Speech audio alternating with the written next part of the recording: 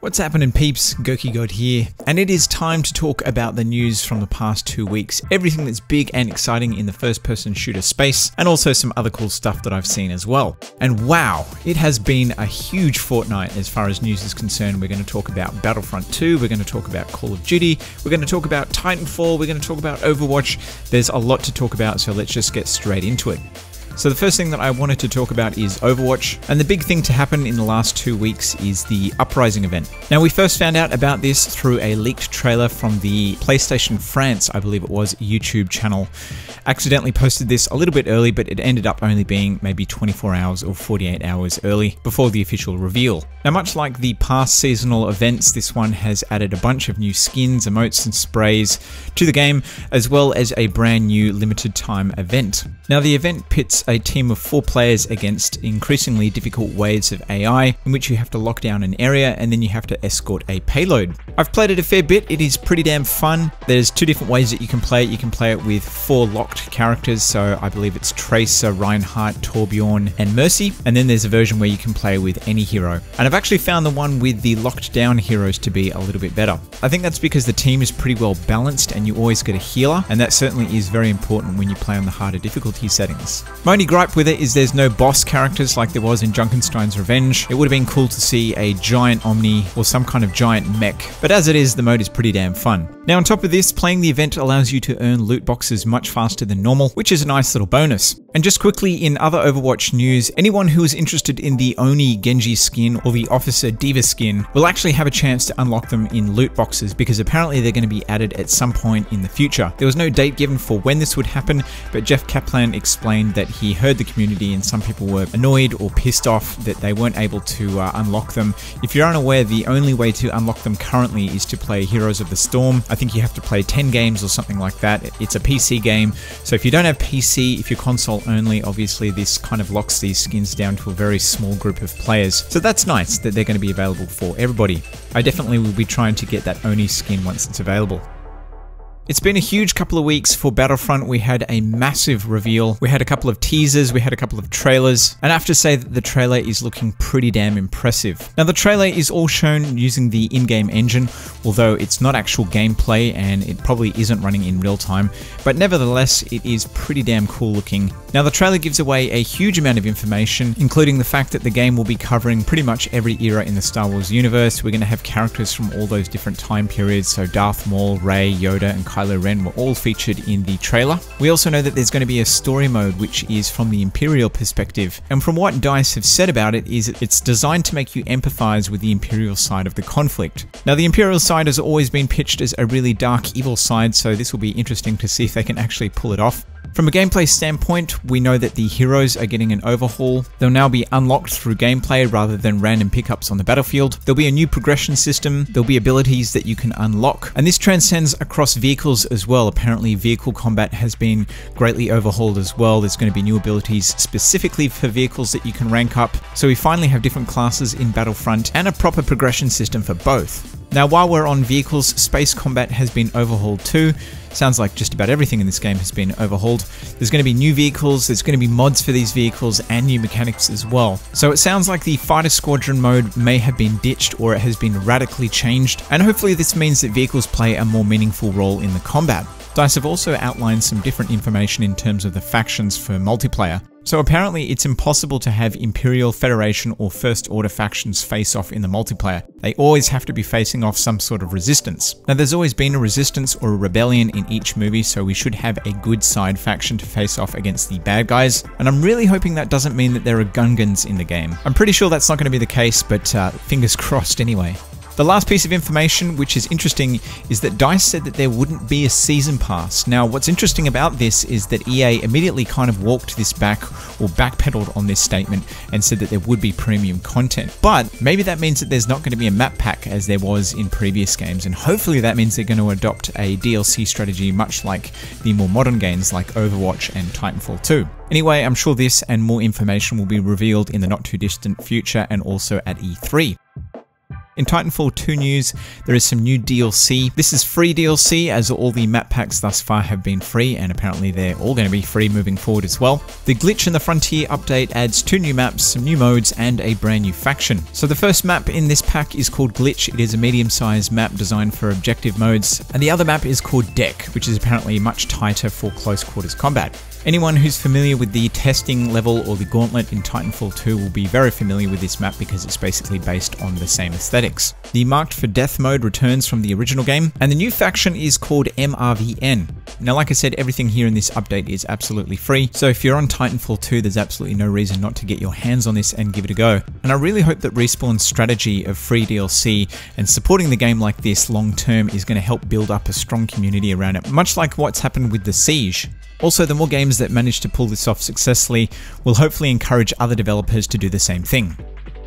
Moving on to Battlefield 1, there is a new nighttime map called Nivel Nights? I've no doubt I have completely mispronounced that name.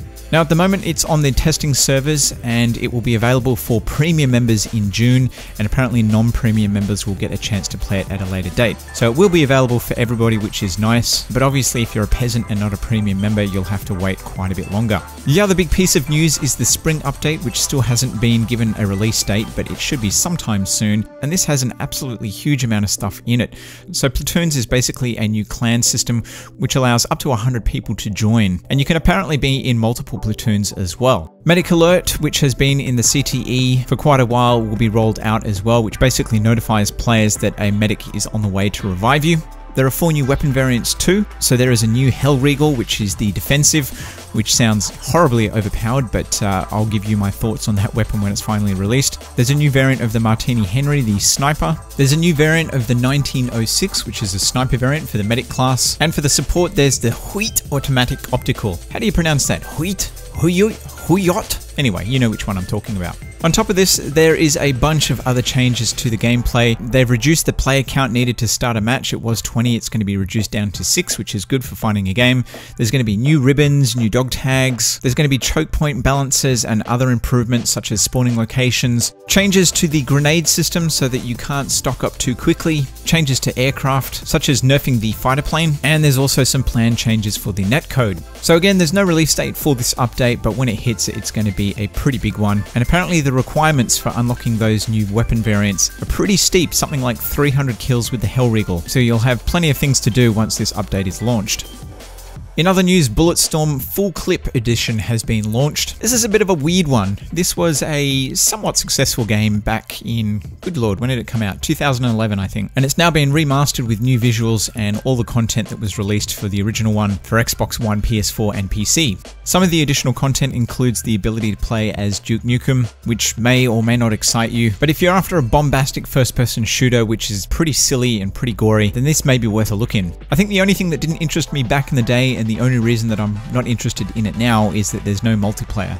There is a co-op mode, which is kind of underwhelming from what I understand, but there's no traditional multiplayer like you have with other games like Call of Duty. Now, speaking of Call of Duty, there's a little bit of news to talk about with this game. So obviously we've had a bit of a whirlwind couple of weeks with Call of Duty. We've had leaks, and now the leaks have been confirmed that Call of Duty is in fact going back to World War II. We've had the first trailer reveal, and we've had a bunch of information drop from Sledgehammer Games, and there's quite a lot to talk about. So I'm just going to cover the basic information here, and then I'm going to make another video where I talk about it in much more detail. So much like the Battlefront 2 trailer, everything is shown is using the in-game engine, although it looks like pre-rendered rather than running in real time. There is a few sections that look like actual gameplay, but it's pretty hard to tell. Now, there was a bit of information also given to us during the live stream event in which various people like Glenn Schofield and Michael Condry from Sledgehammer talked about the game and some of its features. So we know that there's going to be a new mode in it called War, which apparently is an asymmetrical objective-based game mode. We don't really know anything else apart from that, other than it's going to be potentially much larger player counts than we've seen in the past, something like 24 versus 24 players, which is pretty exciting. There's a new progression system as well, something that allows you to really tailor that experience to the way that you want to play it. And there's also also something called Headquarters, which they showed very, very briefly, which looks like a new social space for players to hang out in between matches, or that's how they've described it anyway. It kind of looks like a new social version of the lobby system. And by the sounds of it, there's going to be things to unlock and earn in this mode as well.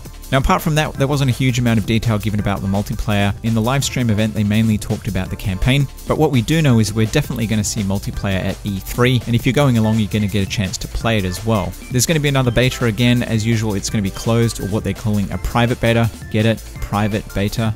Anyway, I'm sure this is going to stay locked for a short period of time. Depending on how many pre-orders they get, they may open it up like they did with Infinite Warfare. And according to the marketing material that has been shown for the game, it's going to launch on November 3rd. Now, just like with the last couple of games, the beta is going to be available on the PS4 first, and that also includes any map packs. And I believe there is going to be map packs as well, which is disappointing. There's a season pass which has been announced, so I'm not really sure what content is going to be in that, but I think it's likely to be the traditional map pack situation. So that's a little bit disappointing, but who knows? I'm sure we'll find out more in the not too distant future, if not at E3.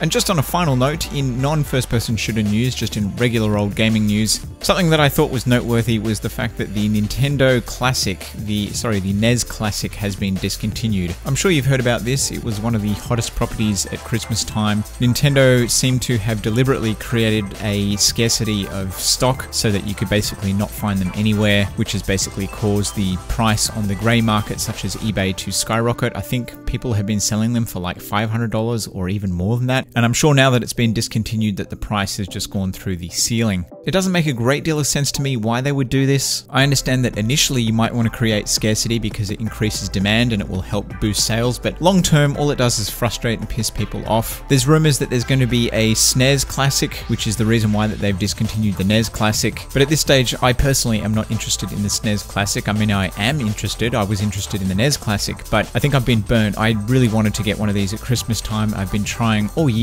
to get one, and to find out now that it's been discontinued and that my chances are next to zero of owning one unless I want to fork over an exorbitant amount of cash just burns, and pretty pissed off with Nintendo really. But let me know how you feel about this, if you're someone who wanted to get a NES Classic and if you're pissed off as well. Also, feel free to drop your thoughts on any of the news stories that I've covered in this video. Like I said, I'm going to elaborate on Call of Duty in a separate standalone video where I talk about some of the modes, features, and things that were announced and how I feel about them. But other than that, I hope you guys have enjoyed this video. I want to thank you for watching, and